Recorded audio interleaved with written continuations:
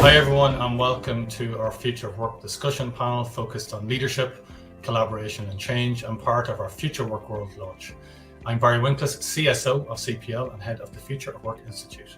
I'm delighted today to be joined by my guests, Lorna Conn, CEO of CPL.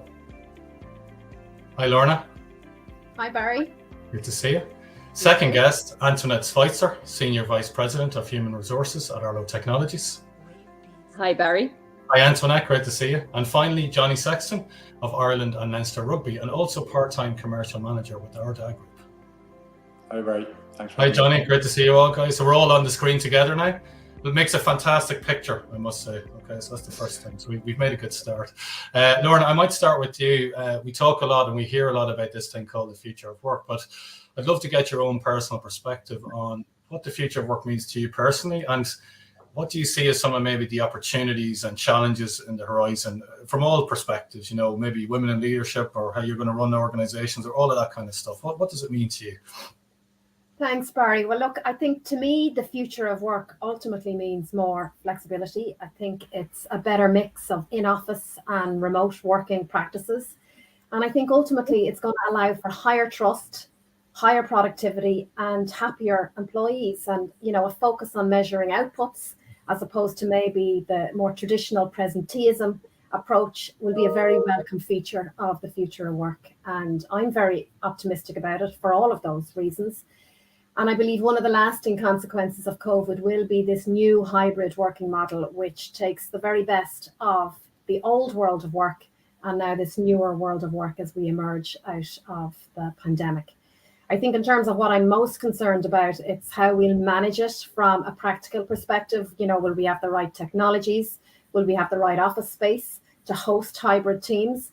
But I think largely this isn't tested as yet. A lot of organizations haven't resumed back into whole-scale in-office working environments. So I believe that the right structures for organizations and its employees will ultimately evolve over time. But I think really as we come out of the pandemic, I think the future of work for us is certainly a very, very bright future, and it moves us away from the old way of working, which I don't believe is a way that galvanizes employees in as positive a way as the new way will, giving more flexibility, more freedom, and a better way ultimately for us to work as an organization. Thanks, Barry. Great, thanks very much, Lorna. Anton, I might come to you next. You know, you're obviously working in a highly innovative organization, very much at the forefront of kind of connected products and services. And I know within your company, you place a big emphasis on innovation. I'm kind of interested in, you know, how important is leadership and leadership sponsorship to kind of making sure that innovation happens within an organization? Because I know you're big into kind of driving that people and culture agenda and supporting that. So I'm just kind of interested in your perspectives on that side of things. Yeah, and thanks for that, Barry. So I think, you know, I've been in a lucky and unique position. I was in a public organization and we were requested to go and create a whole new public organization within the space of 6 months, which is highly unique. And so we saw that as a fantastic opportunity when it comes to culture. So if you look at that, you know, you're a brand new company, you've just IPO'd on the NYSE. And what are you going to do when it comes to the culture? And I think, you know, we looked at it in terms of three options. Like the first is you can replicate what you have in terms of the Netgear culture, which is a fantastic culture and great people there. Or you can just wait and see, you know, what happens and a culture will develop sort of organically. Or you can be very intentional and create a culture that you really believe will be unique for your company. And, you know, people will want to join the company, they'll want to stay in the company and they'll want to grow. And primarily also what's super important within that, Barry, I think, is that it connects with what you're bringing out to the world in terms of your products and services. Yeah. And so that's what we kind of looked at when we were developing our sort of unique culture. And then in line with that, you sort of think, well, what's leadership's role in among all of that? And so, like, I think leaders have a tough challenge. You know, the last couple of years has been extraordinarily difficult, supply chain issues, you know, everything has been complex. And sometimes, you know, we run the risk of kind of being separate over here and talking about performance appraisals and talent development and all of this, while the business are really just trying to deliver something, you know, for our investors, et cetera, over there. And so if you've put your culture together right, those two kind of things merge kind of seamlessly. And what we've tried to do is bridge the gap between, you know, what we develop for our customers and what our employees are sort of doing every day, and kind of create this virtual cycle between the customer experience and the employee experience. And for me, when you do that, you're giving the leaders the tools to go out and just implement that, you know, create the stories that matter and bring the culture to life. And so that's where I see the culture and the business really merging. Yeah, that's great. Thanks very much, Anton. I really like that idea of the customer and employee experience almost being part of the same thing, you know, no barriers. And we sometimes have that in our heads, I think. Johnny, I'd love to come to you next. And I suppose one of the questions I've always wanted to ask you was, you know, you've had a number of, you've worked, so we say, with a number of different sporting leaders in your career. I was kind of interested in, I suppose, the leadership style that most resonates with you. You know, when you look back at your career so far, you know, what are the kind of leaders that, you know, and the leadership styles that you most responded to, and, you know, or kind of what are some of the leaders that really inspired you in your career? You know, it's been a pretty successful one, and I'm just kind of interested in that dynamic of what do you respond to best of all from a leader? Well, yeah, thanks, Barry. For me, I've been so lucky to work with some of the best leaders in their field, you know, over the last 15, 16 years, and for me, I think they've all changed, you know, as the years have gone on. You know, it started with Michael Cheika, who was very, what's the right word? Very strict, very, you know, autocratic. He was really stern on us. He was all about goals. He was all about hard work and goals. That's all he wanted. He wanted to win and win at all costs. I think Joe Schmidt came in and changed everything, brought in this, you know, values kind of culture that we sat down in a room, we came up with values together. And we had to live by those values day to day. And success was a byproduct. It was something that happened, you know, at the end of the season. But he wasn't worried about that. He was worried about the day-to-day culture of the organization, and it was one extreme to the other. And now, you know, we've got people like Andy Farrell, Stuart Lancaster, who are not as much driven by values, but they're very much collaborative. They're very much they want to work with the player. They want the players to lead from within. They want the players to take control, and obviously guided by their great leadership. But for me, the one thing they all had in common was they led through their actions. They led through being a great example. Every single one of them, you know, first in the door every day, you know, last out. They're all very humble people, you know. So immediately, they've got a lot in common, despite sort of leading in very different ways.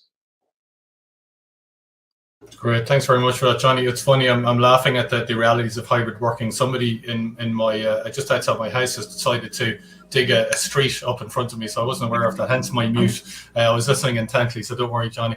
Lorna, I'm really interested in, I know obviously working closely with you, it's fair to say that you really kind of love a collaborative approach to leadership. And I'm wondering, you know, from your own perspective, like, why do you believe that type of leadership? And it's very kind of, we see a lot of that happening, and we talk about this thing called the future work. Why do you think that collaborative leadership ultimately is best for a future-focused organization and for the people in it? Well, Barry, I think ultimately it's a really inclusive way of bringing people along with you on your leadership journey. And I think, you know, it encourages diversity of thought. It also ensures that people at every level in the organization have an opportunity to feel heard. And, you know, I think the older way of a command to control leadership with decisions made solely at the top, I just don't think that works anymore, particularly for the newer generations of employees who want to feel like they're part of something special and that they're actively contributing to the success of an organization, no matter how small that contribution is. To me and for them, it's about the journey, and it's not necessarily the destination. So collaborative leadership enables that type of group-wide participation in really big decisions that are being made about our organization and where we're taking it to. And I genuinely want to feel like the people around me are behind me in terms of my vision for CPL, but more so want to get on the bus with me and be play a really strong role in terms of trying to deliver on that vision. And I'd also say, Barry, probably particularly emerging from the pandemic, I think even collaborative leadership has stepped up a level to include compassionate leadership. And I think that's what's a really important emerging trend now about the type of leadership styles that I think resonate most strongly with workforces, and that aspect of leaders who are deeply compassionate and empathetic to the people around them. And I feel that type of leader is much more relatable to people in an organization, irrespective of the level at which they are in the organization. And fundamentally, that's my leadership philosophy. I never want to feel like I'm sitting in an ivory tower as a CEO. I want to be surrounded by really good people who are passionate alongside me on delivering a very strong and large vision that I have for CPL into the future. So that's really why it's important to me, Barry. I was just writing a note there, Lorna, down there, said in our new offices, Lorna will not have a fancy office here. So we kind of quote unquote, right? Yeah. I love that ivory tower, you know. Yeah, up in the 10th floor, you know, but I'm taking it easy. I'm hanging out with the guys, you know. No, it's good. Thanks, Laura. Antoinette, I'd love to kind of come to you next. Look, we hear a lot about this kind of, you know, volatile, uncertain, challenging world that we're kind of living in. And there's this kind of, I suppose, a big focus now on leaders with this growth mindset and organizations with this kind of growth mindset. And also, as Lorna mentioned, this big focus on what we call human skills, right? I mean, what do you believe are some of the key skills that we need to give our people in organizations to kind of help that kind of growth process? You know, if I think about your own organization, Antoinette, you're in this growth path, you know, and you want to make sure you kind of really kind of, you know, enhance that and get out there. So I'm just interested in kind of what do you believe are some of the skills both leaders and people in organizations need to have to kind of really kind of live within that changing world? About this type of thing, Barry, then I don't know when is. So, I mean, for me, again, I always go back to my own experience, and I worked in everybody's favorite airline and I was a manager there on 9/11. And so what do you do in an organization that's an airline that's, you know, massively impacted by something like that? And so, you know, I have to say, you know, it really was for me a eye-opening experience in terms of, you know, calm under pressure in terms of the leadership there. And, you know, while, you know, the tragedy was unfolding around the world, the management and leadership there were, you know, very, very focused on, you know, other airlines were merging or collapsing. And that particular airline sort of, you know, has become one of the most successful in Europe, if not the world, and a great kind of Irish, you know, story, I think, out there in the world. And so what do you bring, you know, across from experiences like that? And I think, you know, business is similar to what, you know, Johnny said in terms of the goal. I think key here, it really is leadership. You know, what really matters is having a leader who has a clear goal and a clear purpose. And somebody who's able really to articulate that goal and bring people along with them and kind of create that sense that everybody's in the same boat together. And, you know, the corporate wins are your wins too. And if you have leaders like that and you've kind of, you know, grown leaders like that, then you're in a fantastic position going forward.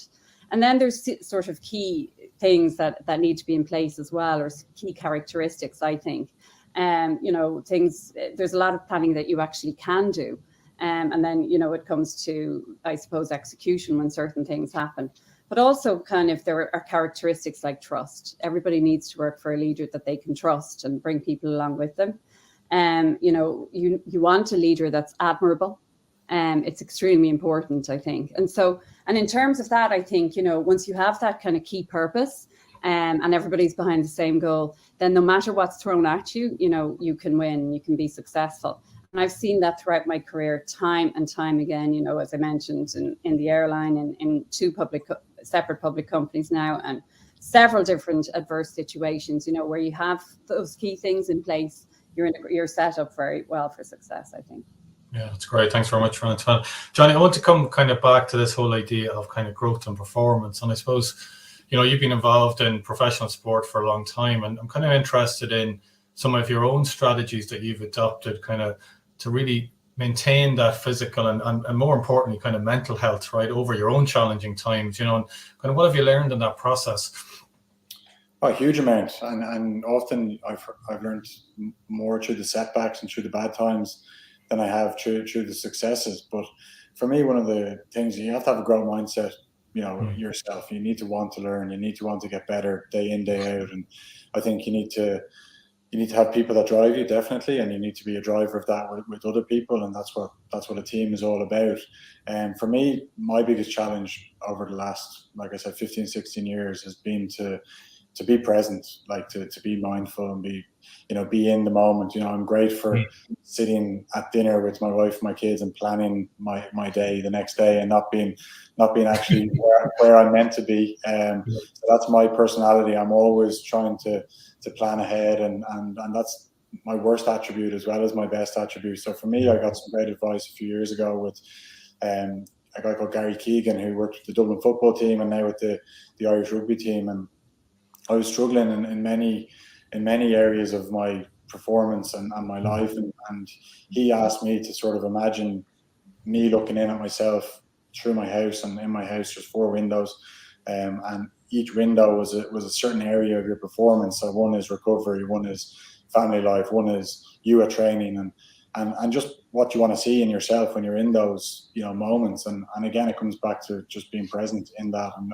once I'm present, I'm performing well. Once I'm present at home, I'm being a good dad, or being an okay husband, and that's the challenge. It's to be present in each area of your life. And then I found that when I was doing that, I was much happier when I was leaving home to go training. I was much happier when I was leaving training. I felt I ticked all the boxes that I need to do in each area, and things started to click into place a bit better, and my performance improved, and all areas of your life which are responsible for your performance, they improved as well. So it was a great piece of advice I got.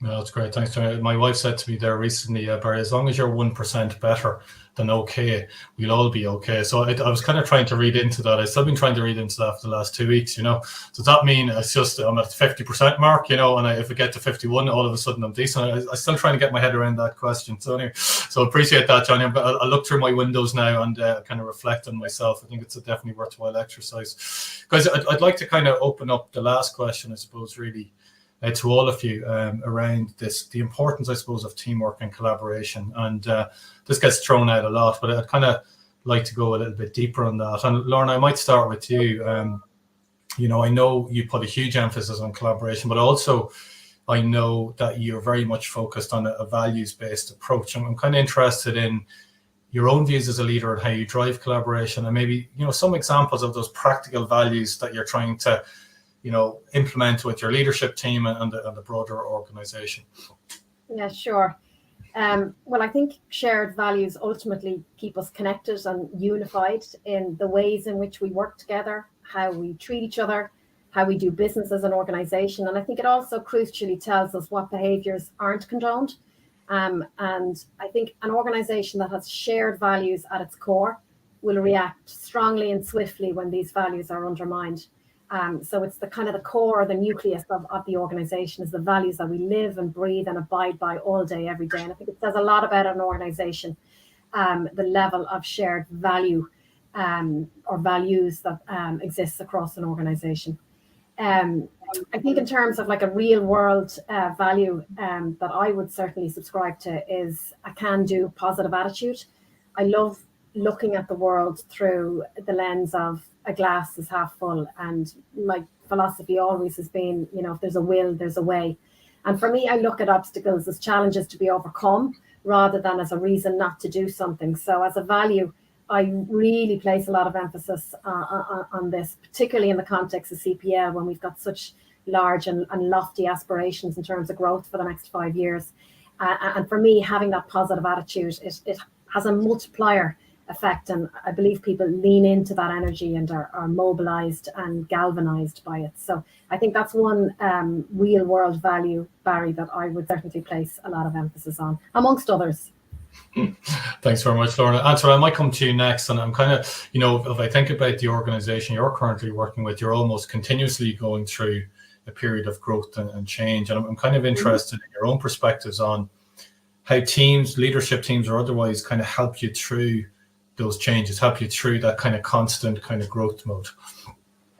Yeah, and we were proud a couple of days ago to post our first profitable quarter. So it's been a massive journey, and I think our values have really helped us along that journey. And so if I think about it, I think similar to what Lorna said, our values really help us to organize our decisions and keep us disciplined. You know, when the whole world can sometimes appear chaotic and there's a million decisions to be made every day, if you have clear values that are aligned sort of to your aim and your purpose, like I mentioned, of the organization, then it makes all those decisions a lot easier.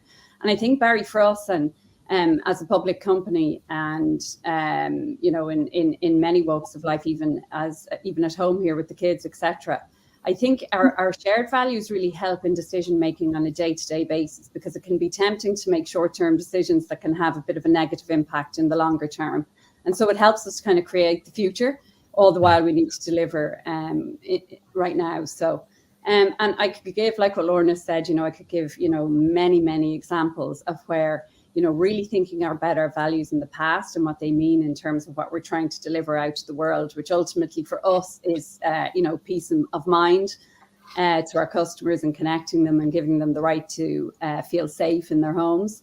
The values that we've kind of put together as a team, along with our leaders and with our employees, have really stood the test of time. And so, I mean, we talk about one that comes to mind, Barry, is, you know, we talk about inclusion, and sometimes it can be difficult again within an organization of people who just need to get the things done, to kind of articulate why inclusion matters and why harnessing kind of diverse opinions matters. And so we bring in speakers from time to time. Well, actually, often we bring them in, you know, and they even, you know, recently we had a woman called Dr. Alexandra White, and she gave all of us some kind of training on what it means to be an ally, and, you know, what it means to be a bystander versus intervening. And then, you know, when things happen in the world, it becomes very, very clear what you have to do. You know, you decide, are we going to be a bystander in this process? Or are we going to actually intervene?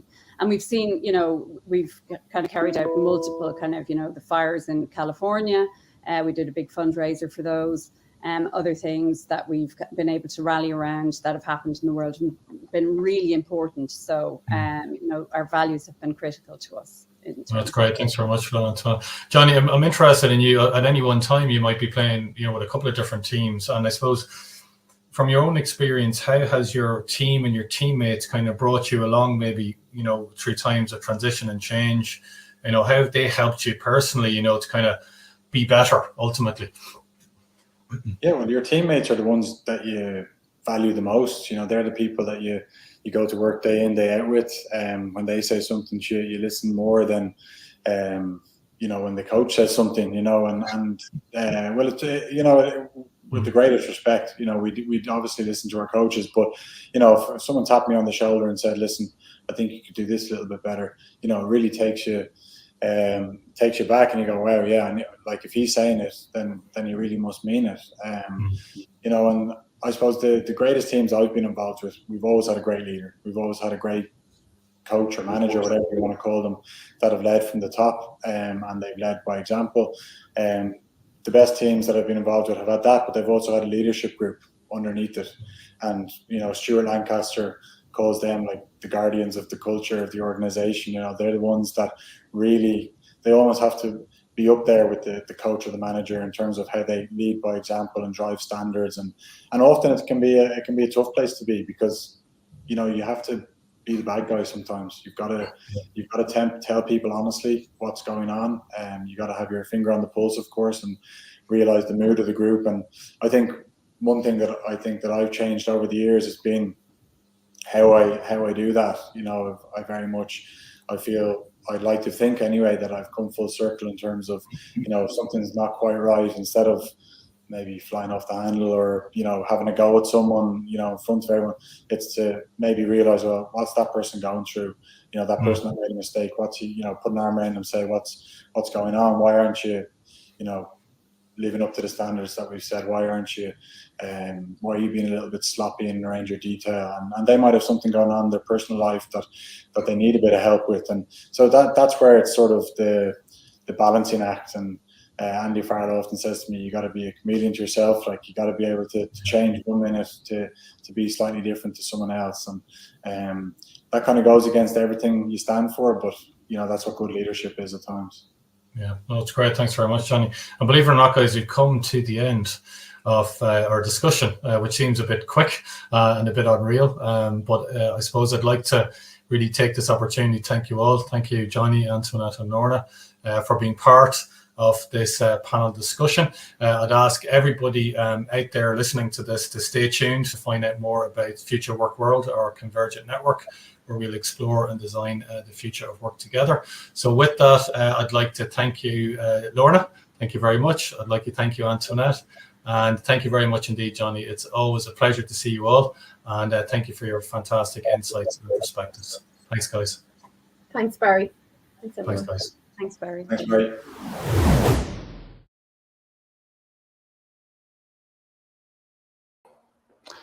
Hi, everyone. It was great to speak to Lorna, Johnny, and Antoinette earlier this week about the perspectives on the future of work. And we're very, very excited to announce the launch of FutureWork.World, our global and convergent network, where we will explore, question, and design the future of work. Now, FutureWork.World is powered by CPL Group, the Future of Work Institute, and OSI Group, all organizations involved every day in the future of work by providing talent solutions and talent strategies globally. So this is a network that's not just for the imaginative people out there, but also for the doers and the realists. We felt that the time was right to create a network like this, because we all know that we're living through very, very different times when it comes to the why, the whats, the wheres, and the whens of work. So FutureWork.World ultimately is about us being able to share ideas and help us design what the future of work could be and should be. In FutureWork.World, we're going to explore all sorts of themes, and we would like you to think about FutureWork.World like a theme park of ideas. We're going to explore everything from how human expectations are going to change around work. We're going to discuss how society and organizations are interacting in new and different ways. We're going to question the very fundamentals of work, about leadership and about teams and everything in between. The most important thing to us about the future of work world is that it's a convergent community. And what does that actually mean?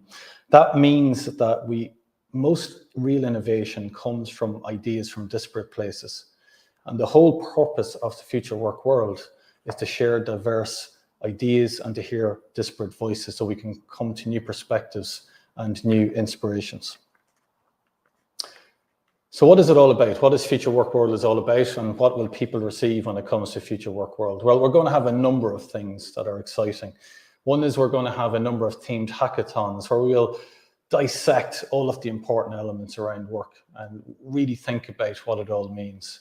We're going to have quarterly newsletters and real content from all over the world that will share new perspectives on things. We're going to provide new white papers, new models to help you as leaders and you as people within organizations and beyond think about the world of work in new and different ways. We're going to have masterclasses from experts from many, many different disciplines. And we're also going to organize annual summits from 2023, where we're going to converge on different topics around the future of work. And, just to give you a sense of what 22 will look like, we have 3 core themes that we're going to explore around the future of work. One is future wellness, where we're going to really think about what wellness will mean to an individual and to organizations, not just in year 1, but also year 5 and year 10. The second theme we're going to explore is future leadership. We're going to dissect leadership. We're going to think about how leading happens across lots of different disciplines, and we're going to fully understand what that kind of leadership means to driving future-focused organizations. And finally, as our third theme, we're going to focus on this thing called future experiences. We're going to learn from the best of experience design, from theme park designers to movie makers, on how we can apply some of those ideas to create inspiring places to work. So we are very excited about this launch, and we really want you to be part of the journey with us. So we would ask you to register at FutureWork.World to find out more information. And now I'd like to introduce my colleague, Dr. Declan Bogan. Declan, really nice to see you. Thanks, Barry. Great. Declan, we've been working on this for a while. We have. It's been a number of months in gestation and planning. So a couple of quick questions. What are you most excited about now that we started our journey on Future Work World? I think we've been on a journey over the last number of years in the Future Work Institute and expanding the breadth of what the future of work is for organizations. So understanding is the broad perspectives from the network, from the community, making new friends, I've had the pleasure and enjoyment of actually meeting a lot of people that have an interest and a passion for the future of work, and to now formalize this to make it collaborative, sharing network that is going to, on a selfish basis, expand my knowledge, my network, as well as the information, and be part of the design for organizations that actually want to make a difference. Want to get out there, whether it's in the climate, whether it's in leadership, whether it's in collaboration, the products and services that they create, how they engage with their talent. There's so much opportunity to expand and think and share, and I love all that. Right. And then I suppose the question people will be out there asking, I suppose, is how will Future Work World help organizations innovate, and how to think about work? We've designed the network to be a sharing space, and through sharing, we're going to learn and build awareness. We've hackathons, we have master classes, we'll have workshops, we'll have knowledge sharing platforms. So to all of those mechanisms, we're going to use those spaces to actually innovate, to help companies that are maybe early in their journey in the future, what they consider early in their journey in the future of work, and ones that are more advanced. So between that sharing and the workshop design and engagement and masterclasses and hackathons, so there'll be opportunities for more advanced organizations in the future work to innovate, sort of in specialist areas, or companies to rethink their whole business model and their whole blueprint of their whole future work. So it'll be the full-on, what do we do with future work in our organization? What do we do this little part of it? So there's opportunities for very niche areas and from a broad perspective. So there'll be opportunities to innovate everywhere. Right. Exactly. I suppose, one of the things that we really want to achieve with the Future Work World is that it becomes a holistic community, because we are massively interested in spanning knowledge sources, spanning specialisms, and cutting down silos. And we, one of the reasons we set up this community is to make sure that we get those diverse voices and we include the broadest spectrum of people and organizations that we can, and that's really, really important to us in terms of our philosophy. So Declan, I suppose that comes back to my last question really is, who do you think the Future Work World is for? Who should join? The people out there that are listening today, who should actually join this community? Because first and foremost, if you go to FutureWork.World and register, people that we want to register, we'd like to register, those that are curious, they're passionate, they have an interest in sharing their perspectives. This is a collaborative network. It's not a come and take all of our knowledge. It is about bringing your knowledge, your participation. So people that are tasked with perhaps designing the future of work in their organization. That can be from an operations perspective. It can be from an HR perspective. It can be from a senior leader, the CEOs that have an interest, have a passion in actually making a difference, to actually learn and shape and structure their organizations for the future. That can, because of the nature of how we've designed it, it's not just for HR. It is for technology people, it is for facilities people, it's for operational, it's for finance, it's for those tasked with driving direction in their organization. Plus, as I said, the curious and the passionate, and you have to be willing to share. It's not a one-sided network, it's a network. It's collaboration. So if you want to join, you need to be willing to step up and be involved and get that participation. Thanks, Declan. And one thing I would say is, our commitment is very much to make this community, this Future Work World, the highest quality, most inspirational community out there. And it is very much a global community, playing to all of the strengths of CPL Group, of OSI Group, of Future Institute, and of you and all of you out there who are going to join us on our journey of inspiration and imagination. So with that, guys, I would like to say, welcome to Future Work World, our new convergent global community. We hope to see you on our new network site. Please go and register today. It's FutureWork.World, and we very much look forward to interacting with you, for us inspiring you and you inspiring us, and to help us design the future of work world that works for us all. Thank you very much. Thanks, Declan. Thanks, Barry.